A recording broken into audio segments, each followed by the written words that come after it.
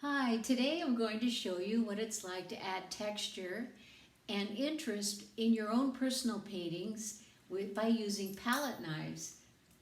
Now, palette knives come in many shapes and sizes, as I'll demonstrate, but they can add beautiful texture and unique interest to your artwork.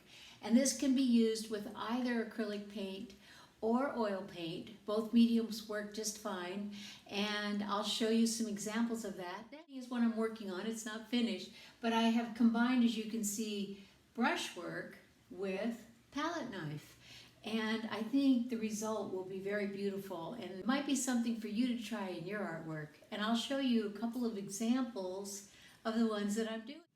So another interesting effect you can get is by putting paint, and in this case I used white gesso and a titanium buff, put it on in different areas, and then just took my large palette knife and there you go.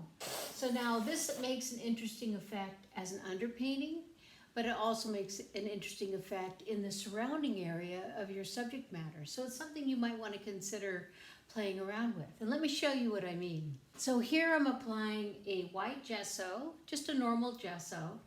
And let me show you the kind of thing I'm talking about. So I'm just going to put a little bit on there. This is acrylic paint. So this is a little titanium buff. I'm going to put that right there. So, and then scrape using the edge of my palette knife.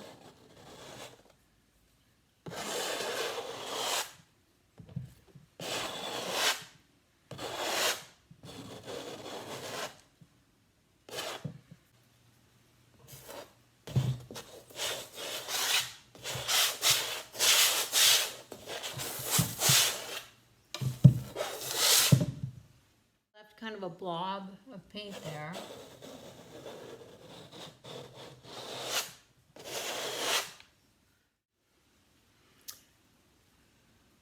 So I'm going to pull that ridge off. See this ridge here?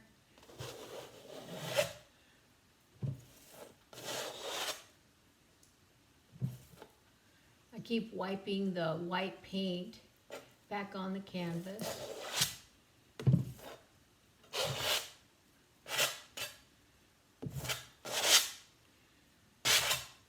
Fun. So you can just keep doing this, you know, and you let it dry if you'd like. You could take a blow dryer to it and just keep layering. You'll get incredibly interesting effects. You know, having a paper towel nearby and just wiping your palette knife off like that is great. I'm going to grab some more.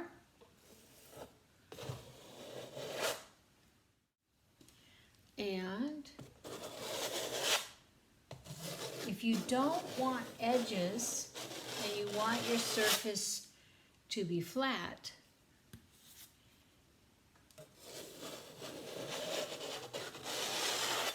see how nice that is? And you can just keep layering like this. It's actually a great foundation for an abstract painting. So I'm going to grab some of the white mixture. Actually, it's more of a beige, isn't it?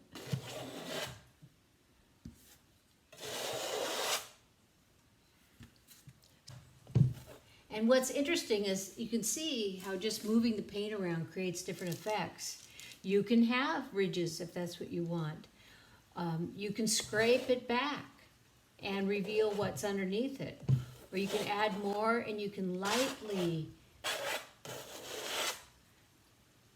grab it.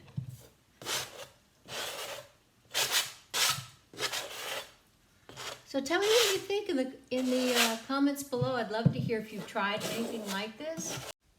And if you have tried this process, please let me know what you think. I hope it adds beautiful dimension, interest, and energy to the next painting that you paint. Thank you so much for joining me today. I hope that if you enjoyed this video, if you haven't already, please subscribe to my channel.